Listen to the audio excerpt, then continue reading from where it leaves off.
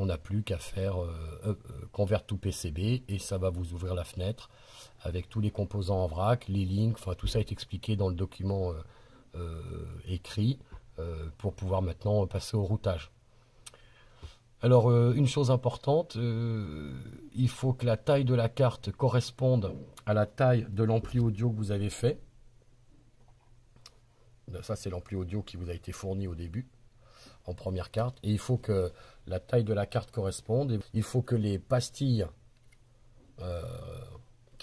les pastilles qui amènent l'alimentation, il faut qu'elles soient en face ici sur la carte d'alimentation, puisque l'objectif ça va être de pouvoir les souder et les réassembler comme ça l'une en face de l'autre. Hein, donc ça c'est vu de derrière, vous les avez vus de façade comme ça. Voilà. Et donc vu de face, on a le 0 qui doit être à gauche et le 9 volts qui doit être à droite. On fera des grosses pastilles. Pour faire ces grosses pastilles, c'est très simple. On prend côté cuivre, on prend la fonction zone de cuivre, remplir des zones de cuivre, et on trace une grosse pastille qui permettra de faire la zone de soudure. Il faut, alors moi j'ai triché, donc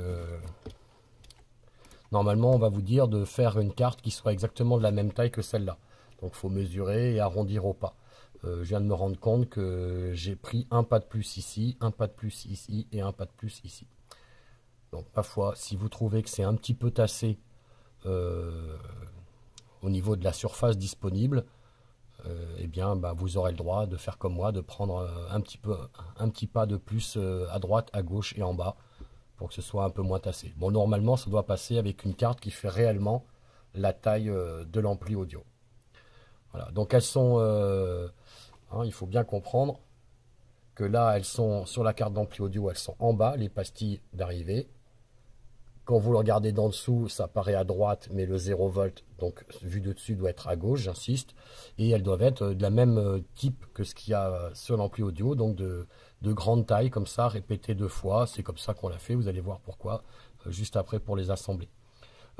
Étant donné que ces zones de pastilles ici ne sont pas définies dans le schéma comme des connexions, lorsque vous allez les créer, lui, il ne va pas comprendre que ça doit être relié au 0 volt ou...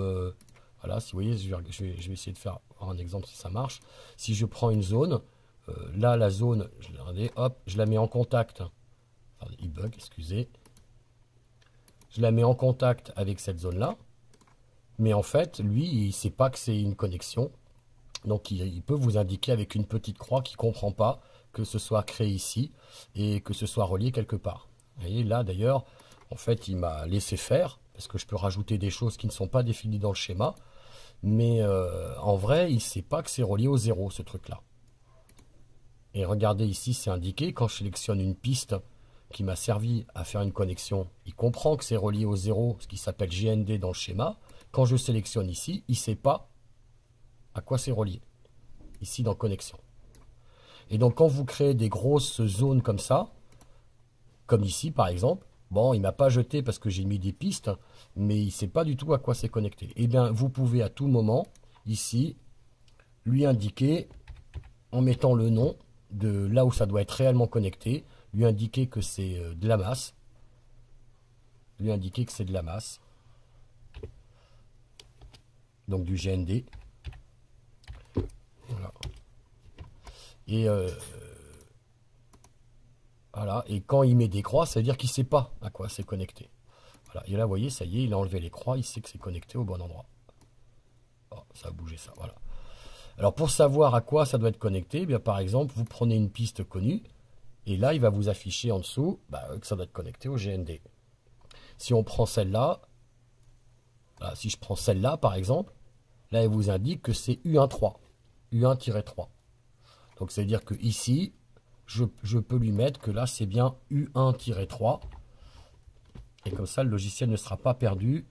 Et il ne vous dira pas, vous avez mis quelque chose qui est inconnu dans le schéma et que je ne sais pas à quoi ça va être relié. Voilà, il ne vous donnera pas d'erreur. Donc, indiquez bien sur les choses rajoutées par rapport au schéma, leur nom de connexion. Par contre, respectez la logique, parce que sinon, vous allez créer des erreurs. Voilà, alors la croix qui est...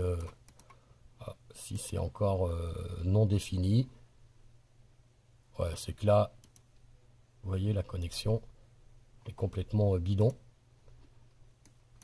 Donc on lui dit le bon numéro de connexion et il enlèvera l'erreur, l'inconnu de connexion. Vous voyez, paf, ça y est, les petites croix de comme quoi il y a un bug ont disparu. Voilà, n'oubliez pas de bien isoler la partie où il y aura la vis, puisque